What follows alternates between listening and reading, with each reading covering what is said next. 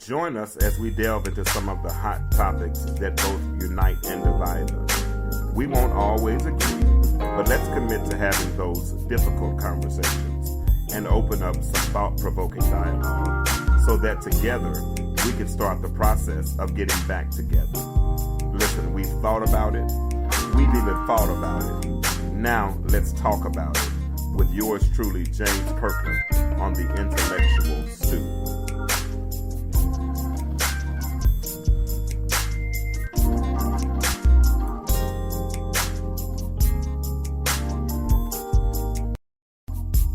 Way, right?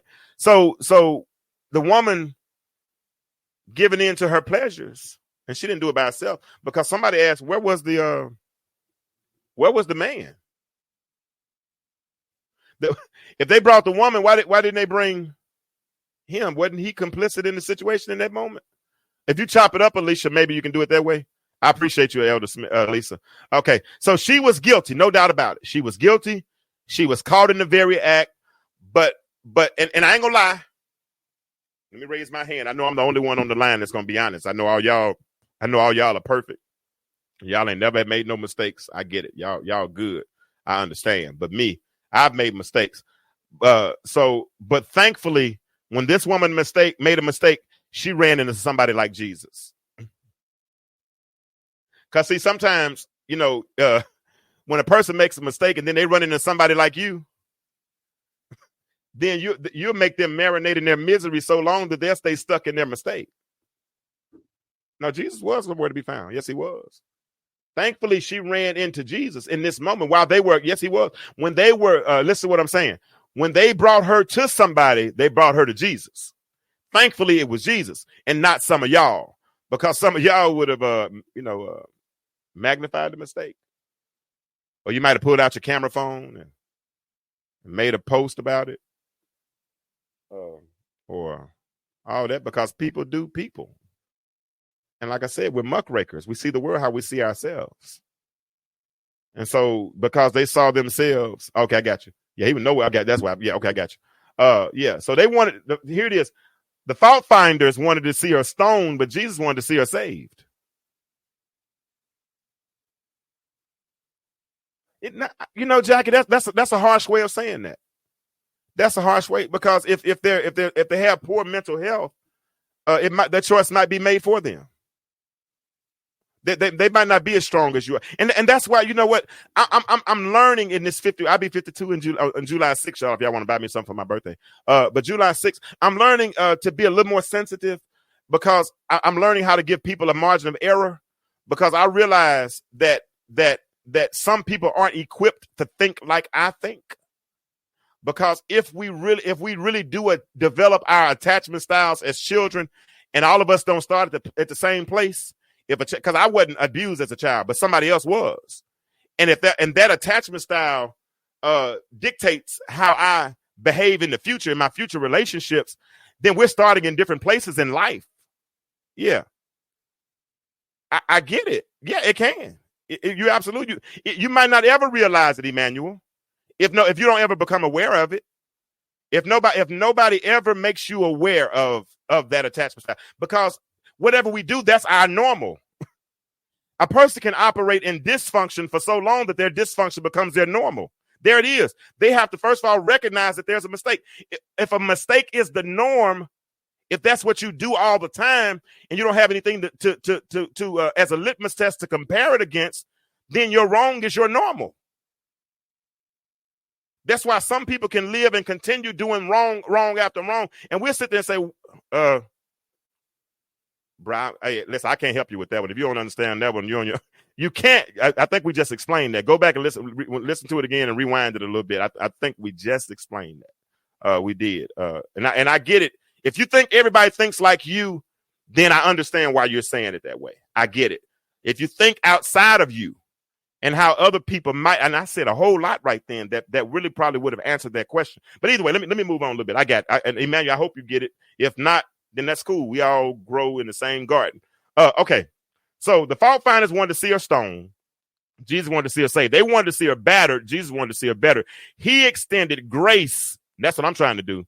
While others were finding fault. All right. So why do you think? Here's a question. Why do y'all think? And I really want to entertain this for a second, if y'all don't mind.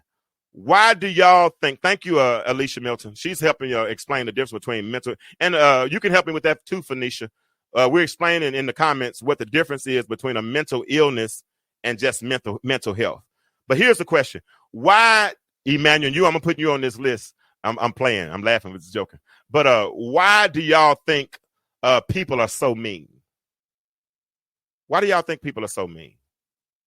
Why do y'all think people are so mean? I got mine. You got to get yours. Man, I walk my children through every step of the way. If my son's doing so well right now, if he calls me and asks me for help for a thought right now, I got him. But I'll never call it impose because I want him to figure it out on his own. Now, there was a season I did impose, but as he got older, I stopped imposing. I stopped suggesting. I just listen. But then if he asks for help, because I want him to learn the consequences of his mistake. I couldn't think for him. I want him to have his own healthy cognitive skills. And those same behaviors and attitudes trickle down to my girls. That's what I tried to do. Oh, I missed a phone call. Who tried to call? Let me go back. If you tried to call again. I missed it. Call again I'm sorry. Call again. I didn't see the call coming in. Call one more time. Call me one more time because I got to get back into this lesson because I'm going to finish this tonight, so I might be on for another 30, 45 minutes. Whoever just tried to call me, call back one more time, please, so I can, if you want to, but if you don't, then I'm going to continue doing what I was doing. Let me see this.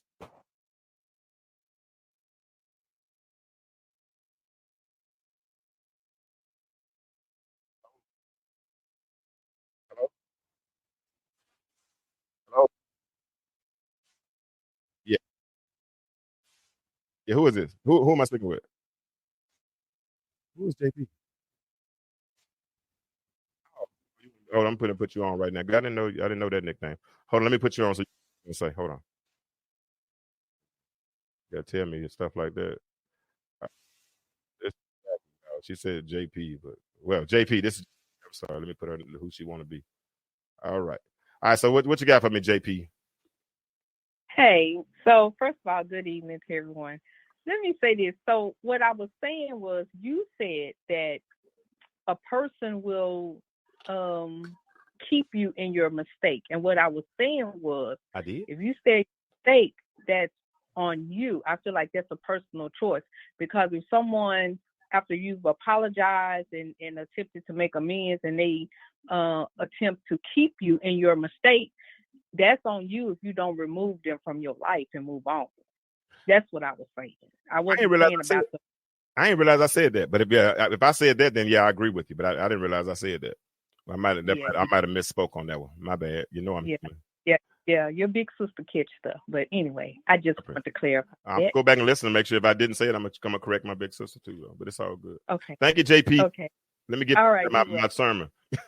I'll talk to you later. Bye. Bye. All right. So I asked the question: why do y'all think people are so mean? Okay. Elderly said hurt without knowledge. Oh no, that wasn't the answer. They lack knowledge. Abuse, denial, rejected, never feeling loved. Okay, thank you, Charlotte. She said there's a reason some people are mean because they've been through abuse, they've gone through denial, they've been rejected, they've never felt loved. What do y'all think? What do y'all think? Why do y'all think people are so mean? Matthew 24:12 said it because he says, because iniquity shall abound, the love of many shall wax cold. In other words, he's saying that we stop loving because sin starts becoming prevalent. Because we turn a blind eye, or sin becomes a lifestyle. Because the old saying is that Africa, if I could read that long paragraph, I'm gonna read it. Hold on, let me read it. But y'all know, anything you do 21 days becomes a habit. Typically that's what this old saying is, right?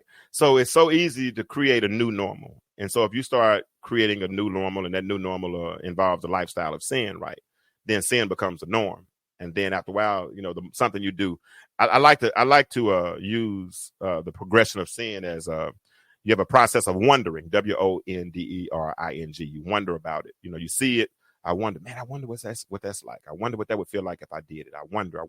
But then you go from a process of wondering to a process of wandering, wandr. Now I don't want to just see it. Now I'm considering seizing it, because it's there, it's accessible. I'm going to try my best to go get it. I'm going to put forth an action plan to get it. So I go from a process of wondering to a process of wandering. And then after that, then I've gotten into the process of wrongdoing, right? And the more I do it, the easier it becomes, because, it's like, you develop an addiction to crack cocaine, right? When you did, the first time you do it, you wasn't addicted, but all of a sudden you kept doing it. And now you're addicted. It becomes a lifestyle. If you commit adultery, you do it. First time you cheat, you might go home and you might shake and you might feel convicted, but you keep doing it. Eventually, develop a lifestyle. When you develop the lifestyle, it's easier to keep doing it, right? So that's kind of where we find ourselves in life when sin takes over, because now the love that we used to have, it starts to wax cold. We don't love like we used to. That's why we're so mean now. I don't really know you online, but I don't know you like that to be talking that crazy to you. After my last event, man, people are putting stuff online about me. Man, I was hot. I was 38, because I was there trying to do something good. And but I'm not going to go back down that soapbox. But people, okay, Africa said the difference between those who have traumas is that some use their traumas as weapons and as an excuse to hurt people, and others actually seek and receive help and healing for their trauma. I've been on an emotional punching bag for enough people to know the difference. We have to learn to be accountable for fixing us. It's not no one else's responsibility except the man, woman. Girl, you better. Okay, hold on. She got to get one, y'all. She got to get one. Oh, Lord. Oh, Lord. Oh, Lord. Cool. Yeah, that was a good comment. I'm glad I read that long comment. I appreciate you for that one. I appreciate you for that one. I appreciate you for that one. Yeah. So it's a sad world that we live in, when people would rather see you suffer stoning rather than seeing you saved. And truth be told, some of us, and I'm not going to do like Jesus. I ain't gonna stoop on the ground, none of that kind of stuff. But truth be told, some of us on the line, some of y'all listening right now, some of y'all who have not listened yet, but you will listen. Some of us have participated in public martyrs. Some of us have thrown rocks and hidden our hands. Tell the truth. How many people have you publicly? How many people have you publicly or privately stoned because of something you found out or something you heard? Look at how Jesus deals with the fault finder. Because see, I love that whole era we went through in the late 90s, WWJD. What would Jesus do? Even if you don't believe, as him as Savior, you can still follow his life, right? And learn some of the characteristics and some of the behavior patterns that he used, and acquiesce some of those behavior patterns towards your own personal life, right? Now, I love how he dealt with those fault finders. Y'all remember we talked about the fault finders, the scribes and the Pharisees. They said, verse number 7, John chapter 8, those that are following along. John chapter 8, verse number 7 said that, but he said, am I on the right page? Oh, yeah. Hold on, I might have turned my pages too far. I'm looking at my notes. Oh yeah, verse number 6 says, but Jesus stooped down and with his finger wrote on the ground as though he heard them not. See the picture? They brought the woman into the temple, stood her in the midst of them, as Elder Lisa said, in her shame, because they caught her in the act of adultery. All these men bringing one woman to the temple in front of the master, in front of Jesus, trying to catch him up. And when they bring him, they started saying, Jesus, what you going to do about it? Jesus, what you going to do? Moses says she should be stoned. You talking about you're a keeper of the law, all this kind of stuff. You know the word. You're the embodiment of the New Testament. What you going to do? Jesus stooped down. He said snitching. That's what they was doing. And within the power of his might, he stoops down, takes his finger, starts writing on the ground as though he heard them not. You know what you have to do sometimes? Sometimes in life, when people try to use you as a garbage can, because people will bring you their mess. I had to get on a friend today, and I said, "Man, you know what? Let's be fair in exchange with our relationship." He said, "What do you mean?" I said, "Man, you know, you love to bring me all of your drama with all your relationship." I said, "Do I do the same to you?" He said, "Nah." I said, "Let's be even." Because I don't really like people. You know, that's like when if I had a house, right? If I'm at my house and I got a front yard, and a manure truck just pulls up to my front yard and just empties all that manure on my yard and doesn't spread it, doesn't do anything, don't do nothing like that. And I got to deal with the ramifications. I got to deal with the smell. I got to spread it. I got to worry about stepping in it. All that. Don't use me for a garbage can, right? So I'm very cautious about who I let him. There was a season of my life where I wouldn't let any negativity come in. So if a person that I didn't want to talk to for a while, because every time they gave me a phone call, I would put a DNA by their number in my phone. And what that meant was do not answer, because every time they called, it was negativity. I didn't want to hear the negativity. Right. So sometimes people, they come with all of the bad information, and when they come with the bad information, or when they come telling you negative things, when they come trying to use you as a garbage can, you got to be ready to ignore that ignorance. You got to take the headphones or press the mute, because all of us, if we have strong cognitive skills, you ought to be able to press that metaphorical mute button. And if you can't press the metaphorical mute button, you can at least remove yourself from the situation. Because if you're not careful, people will bring you down. Jesus, they kept on talking about how bad this woman was. But Jesus, first of all, and he did it a couple of different ways.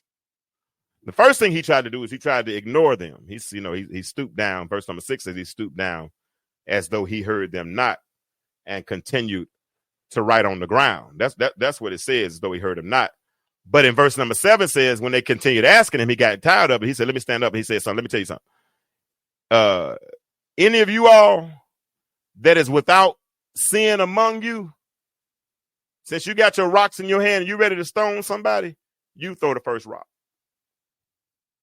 In other words, if you think you're in a position where you're ready to crucify somebody, if you're ready to be judge, jury, and executioner for somebody, the first thing you need to do is you need to do a mental and physical analysis of your own personal life. And if you can look down memory lane, if you can look down and see that at some point in your life that you made a mistake, then you might want to drop your rock. You might want to put your rock down. Some people will stand up, putting posts up and all. That's how I felt about that post that particular day. But you'll put up a post thinking you got a Uzi, but you don't have nothing but a cap gun, because your life is messy. I said something. I need to hold on. I got to get myself one right then. Hold on. I need to get myself one right then. I'm not even gonna do it that way. Hold on. I'm gonna get myself some. Right.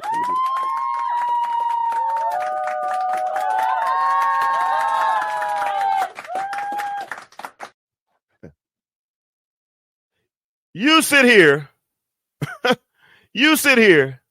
and think you got a Uzi, but you really don't have nothing but a cap gun. Catherine, I almost called you there. I almost wanted to see if you were going to be on the show with me.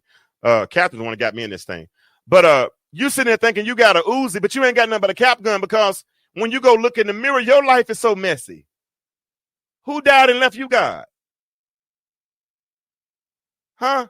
So when Jesus said, "He that is without sin among you, let him cast the first stone," you know what he did? He didn't even sit around and do no analysis. He didn't take names. He didn't say pass around a list and say everybody sign up. What he did was he went back to doing what he was already doing. He stooped back down on the ground and started writing again. I don't know what he was writing. He might have been writing their names down, because, he was omniscient. He knew everything. So if they had already been with her in the past, he knew that too. Where the man at? Why they ain't bring him? Yeah. Jesus stooped down. Stooping is a position of humility. Never will forget Kent. What was Kent's last name? Kent. I can't think of Kent's last name. White guy. Back in about 2009, I was running a shoe shine stand. Yep, I used to shine shoes. I had a shoe shine stand in Buckhead, and I shined lawyers and financial professionals. I shined their shoes. There was one dude named Kent. I can't think of Kent's name, but Kent made a lot of money, and Kent always got his shoes shined. And at that time, Mackenzie had to be 3. Mackenzie had to be 3. She's 20 now, but she's had to be 3. And Kent came downstairs to get his shoes signed, and Mackenzie had came to work with me that day. And when he walked up to Mackenzie, he did something that was, it was strange to me, but it was powerful. He got down on one knee, looked her in her eyes, and said, "Hey, Mackenzie, my name is Kent, and your name is?" He said, "Mackenzie." Blew me away. Blew me away. Y'all don't see it. I do. He stooped down. This man who made several $100,000 a year was in a powerful position, stooped down in humility and got on the level with a 3-year-old child, shook her hand and said, "Hello." Didn't say my name is Mr. Kent. Didn't say my name is Mr. whatever his last name was. I can't remember. Didn't say, didn't give a title. Didn't give none of that bull junk. All he said, got on one knee. Some of y'all say, "I don't get on my knee to do nothing but pray." But he got on one knee, humility. Got out on one knee, looked her in her eyes, said, "Hey, Mackenzie." Took his head. Somebody trying to call me? Let me see. I missed a phone call. Yeah. Oh, no, I didn't miss a phone call. Okay, cool. Got down on one knee, and literally looked that girl in her eyes and introduced himself. Jesus got down on one knee. The same woman that it might, and I'm going to say this, and don't take it the wrong way, she might have gotten on her knees for a whole lot of men in her lifetime. Or she might have got on her knees for the wrong one man in her lifetime. But Jesus said, "No, you ain't got to get on your knees this time. I'm going to get on my knees. I'm stooping down." Because you know what? This woman had been, Jesus said, he didn't say it with his head, but he said it with his heart. I mean, he didn't say it with his mouth, but he said it with his heart. He said, "Woman, watch this. You've been judged enough. Because right now, you got enough accusers. I'm going to be an advocate for you." And that's I don't know who I'm talking to, because somebody here might be dealing with the pressures of life, and the pressures of life might be weighing you down, and it might be challenging your mental psyche. I don't know where you are in life, but here it is. I'm telling you that you've had enough accusers and that Jesus is an advocate. And here it is. We as believers, if we are believers, we got to learn how to stop being fault finders and learn how to be advocates. Come here. All right, Paul, I'll say it. Jesus told me to say it. Brethren, if a man, there it is, Galatians, be overtaken in a fault. Who does it? I got some Bible readers on here. If a man be overtaken in a fault, ye which are spiritual, you have the power to restore such a one. We don't want to restore nobody. We want to see him suffer. And you know what? We think we're supposed to suffer too. You don't. I felt that in the Holy Spirit. You don't have to suffer, baby. Suffering, you can change the course of your life. I said earlier, and I've had people call me today. I said earlier that it's easier to amputate than it is to rehabilitate. And I've had phone calls today, and I saw people on the post say that they would rather amputate than rehabilitate. They said they would rather walk with an eternal limp, an everlasting limp, a perpetual limp, because most people I've seen, it's going to have a certain little offness there. It's going to be a little limp if you're an amputee. You're going to be a little limp. But they said they'd rather limp rather than feel pain, rather than do the work to get rid of the pain. All right. So she needed an advocate. She didn't need more accusers. So verse number 9, and they which heard it being convicted by their own conscience, went out one by one, beginning at the eldest, even until the last. I'm going to stop right there for a second. And they which heard it, being convicted, that these are the people that were just about to throw rocks. These are the people who brought this woman before Jesus and accused her, knowing that they had skeletons in their closet and that there was meat on their skeleton. That's why they brought them, because they had skeletons in their closet. Why y'all give this? Why do y'all give the enemy? If you see a fire, are you gonna just go throw gas on it? Or if you see a dead body, are you gonna go stick a knife in it? Or if someone, one by one, they all left, from the eldest until the last. And then the last clause of that verse says, here it is, and Jesus was left alone, and the woman standing in the midst. You know what? That didn't really bless me until about a couple of hours ago when I was rereading that scripture. Isn't it just like Jesus to get rid of the crowd so he can deal with that woman individually and specifically? Oh, Lord. I'm going to give y'all a real one right there. Isn't it just like Jesus?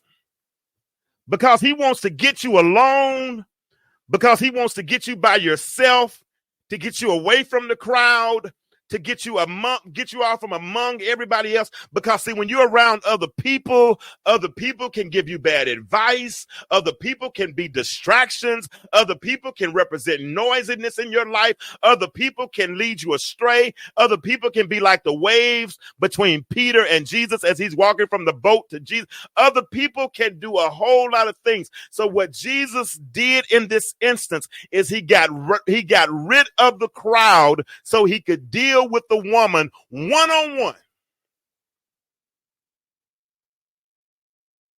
Let me tell you something. Times will come. I'm a witness. When Jesus calls us to places of solitude. And when he does it, he's not doing it to make you bitter, but he's doing it to make you better. And obviously there was something that was around you. That's why I used to watch my stepmother do this. She would go to somebody else's house. She would see a plant growing. She would take a stem or a root from that plant, take it to our house, put it in another pot, put some soil around it, put it in put some dirt around it. And the same plant that was growing in another plant would start to grow in our house because it was replanted. Sometimes God will take you out. Yeah. What's up, Joe? Hey, baby. Sometimes it will take you completely out just to dismiss the crowd. Dismiss the crowd. And that's what he did with this woman. He got her by herself. He got her alone so that he could do it. And I appreciate it. You know what? I appreciate John for writing it like this. Because one thing John did in this text is John identified what the woman had done, but he didn't say but what the woman had done identified her. He said she was caught in the act of an adultery, but he didn't say her name was adulteress. Because see, sometimes we're identified by our indiscretion. Does that make sense? Yeah. She was still, here it is. She was still living life's script, and her storyline could change at any moment. And that's the same thing with all of us. No matter how bad things seem, and no matter how things are going right now, things can change. Yeah. Yeah. No matter how things. So, first thing we did, we saw the fault finders. I'm almost done. But the thing that was the most crucial, because we're talking about mental health right now. We're talking about how the challenges, because imagine that had to have stressed her out. All those people coming, they took that woman and brought her to Jesus and tried to accuse her. Yeah. But even with that, because we talked, remember I told you earlier about the God of this world has blinded the minds of them. And I like to use the analogy that when he blinds the mind, it's almost like handcuffs on the hand, but it's mind cuffs on the mind. So when our minds are cuffed, then we can only think so far. We can't make a healthy decision. We don't process like we would normally process when our minds are cuffed. Her mind was cuffed, so she was no longer focusing on her future, right? And the only way she could focus on her future was to fully understand her now, right? See, so many want to get to the next, but haven't dealt with the now yet. I said something right then. You want to go to the next level, but you haven't embraced or dealt with your now. Here it is. When Jesus, verse number 10, when Jesus had lifted himself up and saw none but the woman, he said unto her, I like this part, woman, where are thine accusers? Hath no man condemned thee? Imagine this. This woman who was guilty, who was caught in the very act on her couch, because she had her metaphorical couch just like I had my couch. She was on her couch, but all of a sudden she's exonerated. Imagine this. She's exonerated, even though she was guilty. And I felt it because there are times in my life I've been guilty. I've done some things that I've made some mistakes. I may drop the ball, but I'll be honest, I was just waiting to be sentenced. But at a certain point, it seemed like all my accusers disappeared because I had an advocate that said he might have messed up, but God give him another chance. You know, kind of like that old thing we used to hear when we was growing up, that problem that I had, past tense, couldn't seem to solve. The more I prayed and prayed, I kept getting deeper involved. But when I turned it over, when I stopped worrying about it, gave it over to the Lord, and he worked it out. Yeah, that's kind of like what happens. All my accusers disappear. I believe, because that's when he stood her up and he said, woman, this blessed me, Lisa. He said, woman, where are thine accusers? And this is the most powerful.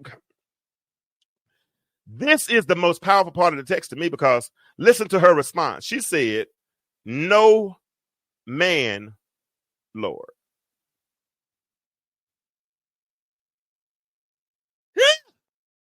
That messed me up. She said, no man, Lord. That's liberating part. That's the liberating part of the text, because here it is. I believe Jesus wanted her, because deliverance was right there. She didn't even realize it because her eyes were still closed.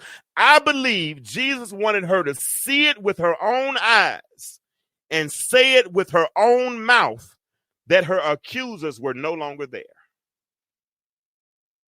Because if you can see it and say it, if you can't see it and say it, you definitely won't believe it. And that's what I was trying to tell Emmanuel earlier. Some people don't see it to say it. They're not aware. I thank God for my sense of awareness. And there were some things that I wasn't, certain things in life I've been oblivious to. I've hurt people that I didn't mean to hurt, didn't even realize I was hurting them. And when I realized what I'd done, I was ashamed because I didn't mean to. But sometimes deliverance is right there. What if deliverance has already come, but past fear has us so paralyzed that we're unable to see our present deliverance, and because we can't see it, we won't say it. I'm gonna read that one more time. What if deliverance has already come, but past fear has us so paralyzed that we're unable to see that deliverance is already here, and because we won't see it, we won't say it. Faith comes by hearing. Some things you got to say, you got to hear it, you got to put it in the atmosphere. Yeah, deliverance is there, it's available, but you're too busy listening to the accusations. Man, please, you can call me whatever you want, but that don't mean I'm going to answer to it. My name is James. That's the only thing I'm answering to, and won't answer to anything else. I refuse to answer to anything else. I know who I am. But beyond that, not only do I know who I am, I know whose I am. And that's equally and probably more important than who I am is whose I am, right? When she said it, guess what happened? Jesus settled it. When you say it, when you develop enough faith, enough moxie, enough buoyancy, spiritual buoyancy, enough spiritual backbone to tell your enemy or to recognize that your enemy is no longer here. In other words, I think it was James. James says, give no place to the devil. Resist, submit yourself therefore to God. Resist the devil and he'll flee. Give no place. Give no place. Give no place. If I'm wrong, let me make sure. I like to be right. Give no place. But we do. When we give place, that's what ends up happening. Is Ephesians 4:27. My bad. I'm going way off. Neither give place to the devil. My bad. But I like to be right, so that's why I wanted to double check it right quick. Yeah. He said unto her, and this is the power. This is the liberating part of the text, because she was able to see it after she opened her eyes. Some of y'all been delivered a long time. You just won't open your eyes. It's right there in front of you. It is. But after she was able to see it, he settled it. He said, you know what? He said, woman, where are thine accusers? She said, no man, Lord. He said, neither do I condemn thee. Go and sin no more. Ugh. He delivered. He told her, in other words, that was my moment. That was my epiphany, that sudden revelation. Because I was like that. I was on the couch. He's every so often he would send me reminders of who I was and what my purpose was in life and what I was supposed to be doing. And I thank God for those little reminders, right?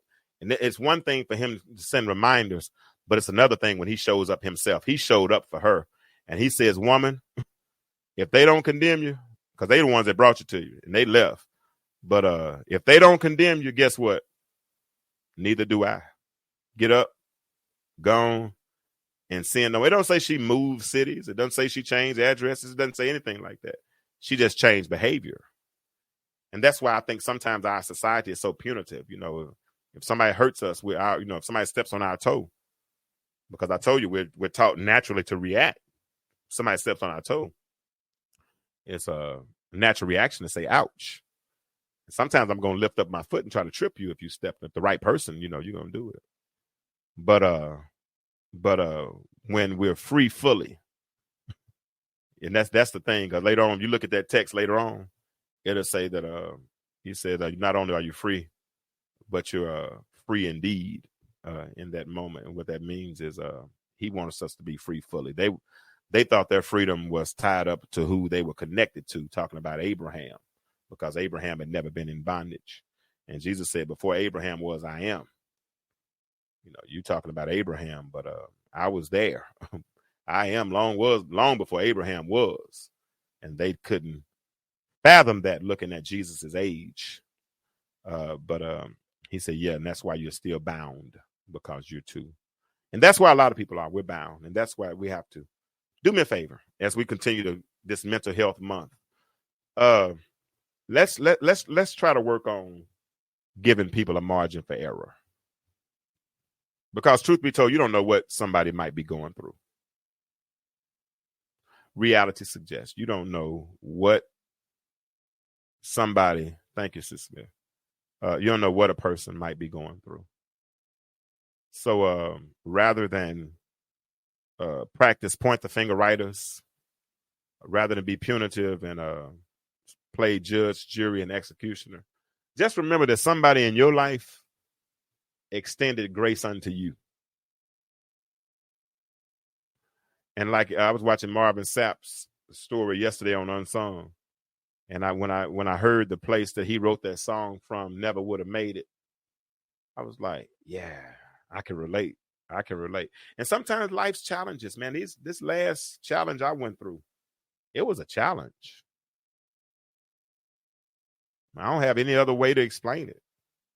It was a challenge. I mean, real talk. It was a challenge. And it put me in a dark place that I was kind of confused. Like, I'm like, how I get here. You know what I'm saying? Because I thought my mind, I thought I was all right. You know what I'm saying? I thought I was okay, man. I ain't think, I'm like, how I get here? But it let me know it can happen to anybody.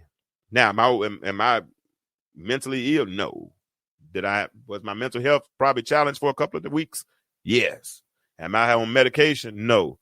Did I have to talk to somebody? Yes. And all of us at some point might have to.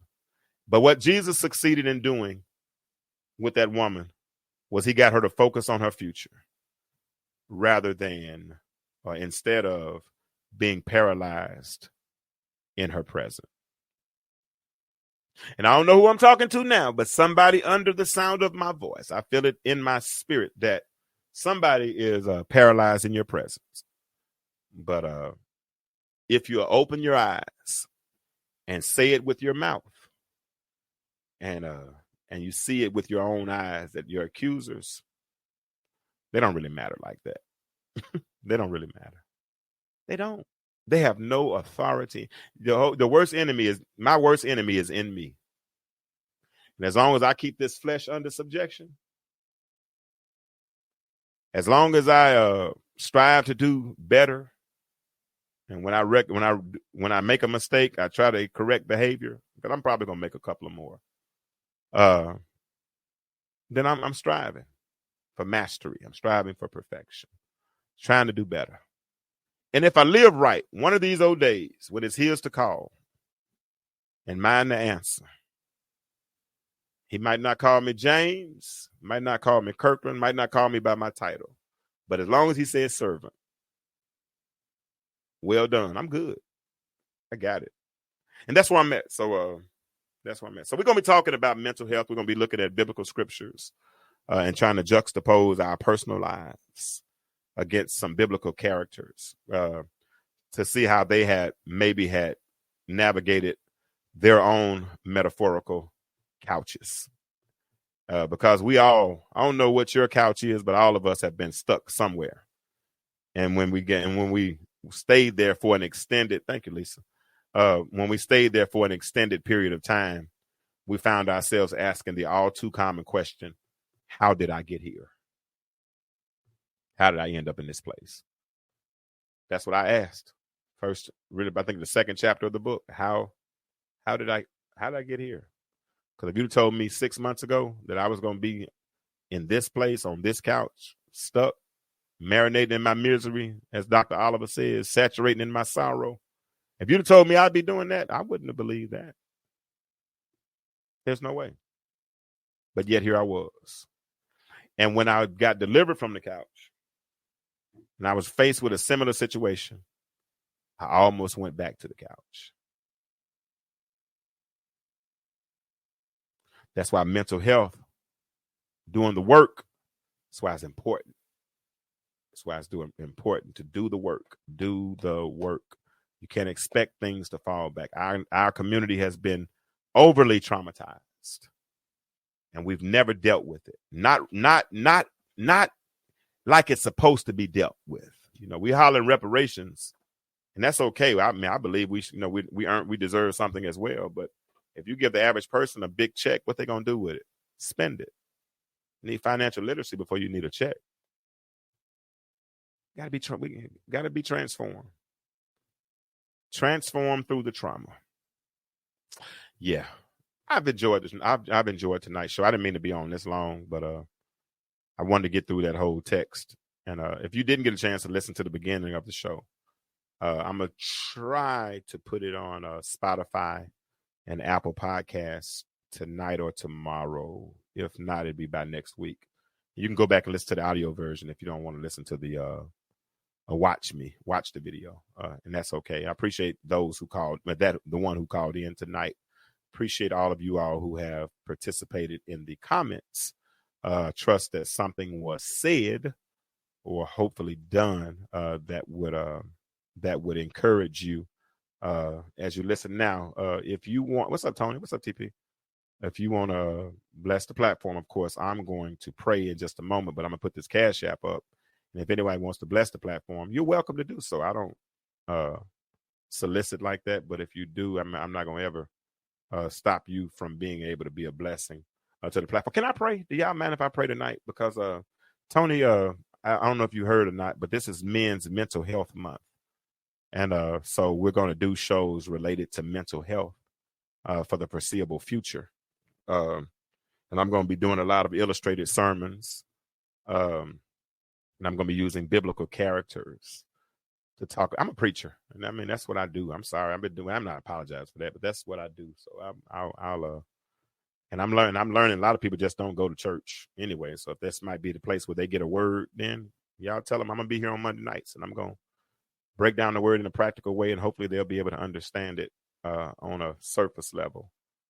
We can stop all the arguing and the fighting and, and all that kind of stuff, because it doesn't really get us anywhere anyway, right? So let's stop talking church and let's start being the church.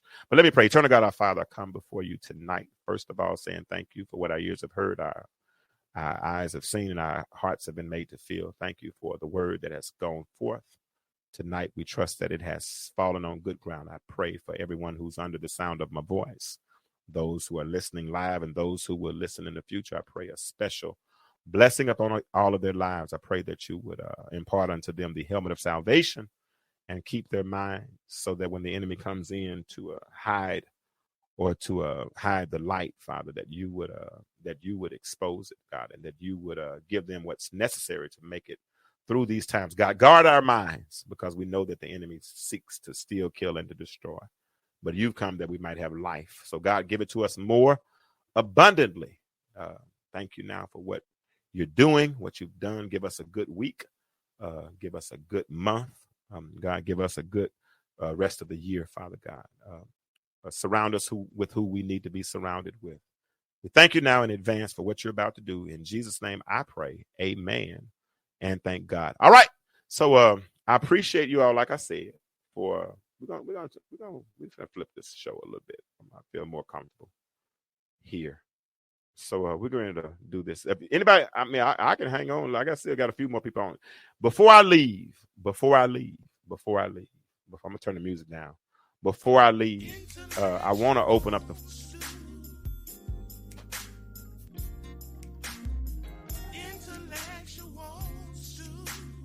Back up there, the Cash App is. If y'all want to bless, like I said, the Cash App, the intellectual stew, just like it sounds. Yeah, we would appreciate that. But if there are any questions, because I don't want to leave any stones unturned, I want to make sure that we have clarity, especially if I'm going to be teaching Bible. Okay, so if you have any questions, if you want to type it in the comments, I'll leave this on for another 4 or 5 minutes to answer those questions. If you want to call in, give a testimony, if you relate to the mental health community and you want to give advice or whatever, the floor is open. You're welcome to do so. This is Stu Nation. It's not supposed to be a monologue. It's supposed to be a dialogue. So you all are welcome to participate in this conversation. Elder Lisa, I appreciate you for sure. That's my church made at home. Alicia, I appreciate you for that article that you shared with me earlier today. And if you all did not see the article, I put it in the chat earlier. It explains the difference between mental health and mental illness. It explains the levels to that. So if you have not seen that, let me see if I can put it back in the chat one more time. Any questions?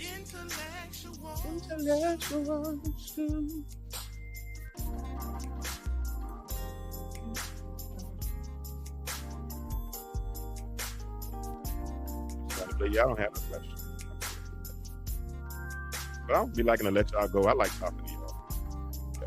Y'all are my friends. Don't talk like that, child. Y'all is my friends. I'm supposed to be putting an article back. Oh, what are you doing?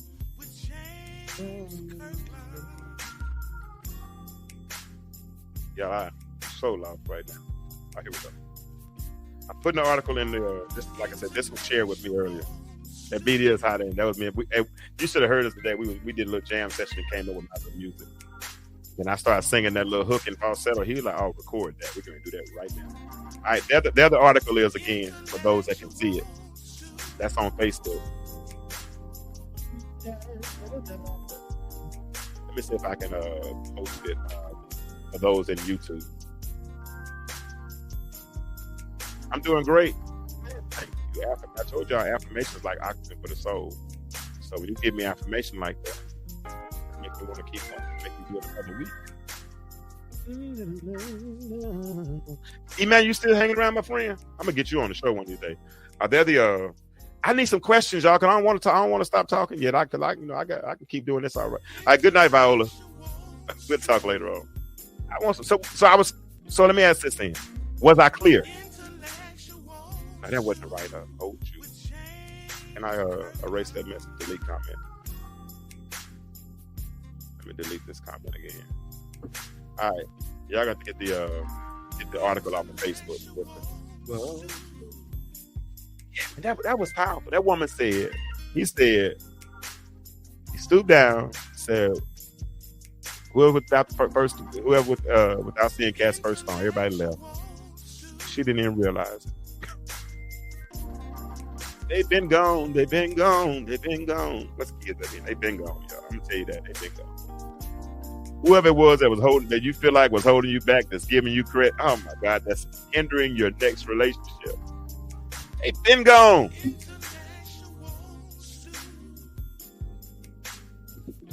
That was a revelation right there. If you missed that revelation, man, you somebody can go to sleep on that one tonight. Whoever still has power over you, that ex-husband, ex-wife, ex-girlfriend, ex-boyfriend, and they're still affecting how you relate in your new relationships, open your eyes. They've been gone. That's the woman said. He said, "Woman, where are thine accusers?" She said, "No man, Lord." They've been gone. Yeah, somebody text that on the way out. They've been gone. I'm gonna type it myself. Y'all ain't gonna type it no more. I'm gonna type it. They've been gone. They've been gone. I gotta put it on. I put it on YouTube. Now I gotta put it on Facebook. They've been gone. Been gone. Y'all still giving them power. Been gone.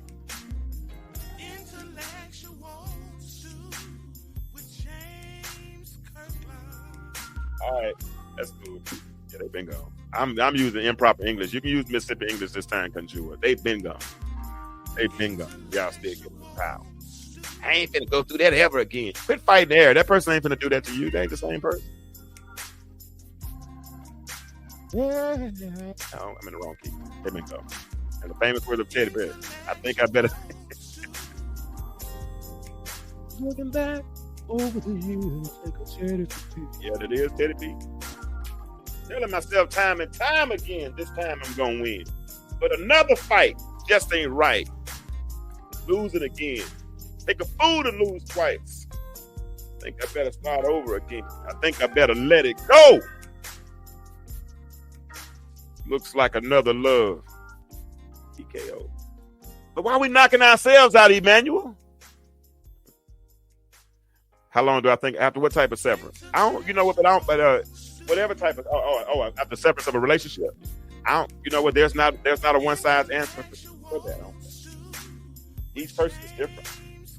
You know, some person, you know, I would think that a person that's been in a 1-year relationship might not struggle as somebody who's been in a 10-year relationship. But I might be naive to think like that, you know, because I'm sure a person that goes through a 1-year marriage hurts just as much. But and I can't tell them that their hurt doesn't hurt. So I don't know how long it takes. It took me a while, long time. But part of it because I wouldn't let myself. I think at a certain point you got to give yourself permission to heal. You got to give yourself permission to heal. And that all starts. Maybe that's what I'll deal with next Monday. I won't move on. But you said move on. Let it go. All right. Yep. All right, so we out of here. No, I didn't say that. I'm on the reconciliation side, Emmanuel. So I'm on the other side. Yeah, I'm on the other side of that whole thing, Emmanuel. I'm not on the let move on side. I think people preach move on too much. I'm on the reconciliation side. Like I told people earlier, some people rather amputate than rehabilitate. And the sad part about it, I had several people in my inbox saying that they would much rather amputate than rehabilitate. And every amputee that I've ever seen walks with a limp. So that's, you know, but I don't judge people for what they do. You want to be single for the rest of your life because you want to avoid the drama or the potential drama that might not ever come, because sometimes it's like a fighting air. That's all good. I'm done. All right, so it's been fun. It's been real. I'm out. As I always say when I get ready to leave. No more questions. Going. Are you still here? Don't burn your bridges. Definitely don't burn your bridges. Hold on one second.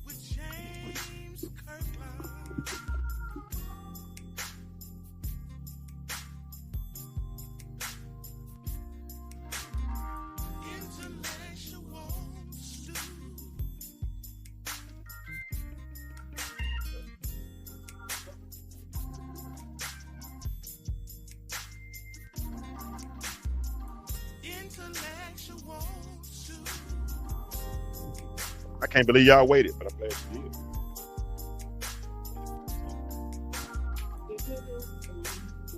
Nicole, when you gonna come on the show with me?